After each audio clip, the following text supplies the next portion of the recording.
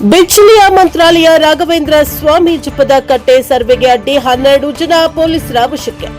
ಗಡಿಭಾಗದ ರಾಯಚೂರು ತಾಲೂಕಿನಲ್ಲಿರುವ ಎಲೆ ಬಿಚ್ಚಾಲಿ ಶ್ರೀ ರಾಘವೇಂದ್ರ ಸ್ವಾಮಿಯವರು ತಪಸ್ಸು ಮಾಡಿದ ಜಪಕಟ್ಟೆಯ ಜಾಗಕ್ಕೆ ಸಂಬಂಧಿಸಿದಂತೆ ಸೋಮವಾರ ಸಮೀಕ್ಷೆ ನಡೆಯುವಾಗ ಕರ್ತವ್ಯಕ್ಕೆ ಅಡ್ಡಿಪಡಿಸಿದ ಆರೋಪದ ಮೇರೆಗೆ 12 ಜನರನ್ನ ಯರಗೇರಾ ಪೊಲೀಸರು ವಶಕ್ಕೆ ಪಡೆದಿದ್ದಾರೆ. ರಾಯರ ಜಪದ ಕಟ್ಟೆಗೆ ಸಂಬಂಧಿಸಿದ 4 ಎಕರೆ ಜಮೀನಿನಲ್ಲಿ 2.33 ಎಕರೆ ಜಮೀನು ಸರ್ಕಾರಕ್ಕೆ ಸೇರಿದ್ದು ಸರ್ವೆ ಮಾಡಲು ತೆರಳಿದ ಅಧಿಕಾರಿಗಳ ಕಾರ್ಯಕ್ಕೆ ಅಡ್ಡಿಪಡಿಸಿದ್ದಾರೆ ಎನ್ನಲಾಗಿದೆ.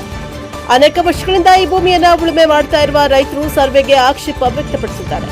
ಟ್ರಸ್ಟ್ ಮೂಲಕ ನಿರ್ವಹಣೆ ಮಾಡ್ತಾ ಇರುವ ಈ ಜಾಗ ಮಂತ್ರಾಲಯ ಮಠಕ್ಕೆ ಸೇರಿದೆ ಎಂದು ಸರ್ಕಾರಕ್ಕೆ ಪತ್ರ ಬರೆದಿತ್ತು. ಈ ಹಿನ್ನೆಲೆಯಲ್ಲಿ ಕಂದಾಯ ಇಲಾಖೆ ಅಧಿಕಾರಿಗಳು, ಭೂ ದಾಖಲೆ ಅಧಿಕಾರಿಗಳು ಪೊಲೀಸ್ ಬಂದೋಬಸ್ತ್ನೊಂದಿಗೆ ಸರ್ವೆಗೆ ಬಂದಿದ್ರು.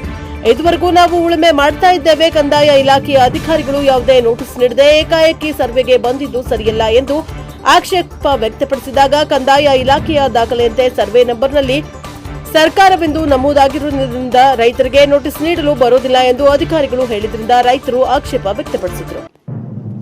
ರಾಯದ ಜಪದ ಕಟ್ಟೆಯನ್ನ ಮಂತ್ರಾಲಯ ಮಠದ ಸುಪರ್ದಿಗೆ ಪಡೆಯುವ ಪ್ರಯತ್ನ ನಡೀತಾ ಇದ್ದು, ಇದರ ವಿರುದ್ಧ ಟ್ರಸ್ಟ್ನ ಪದಾಧಿಕಾರಿಗಳು ಕೋರ್ಟ್ ಮೊರೆ ಹೋಗಿದ್ರು.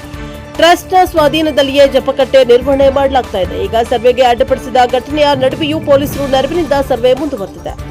Bureau report Garaldinni Veeranagouda, NKS TV4 Raichur.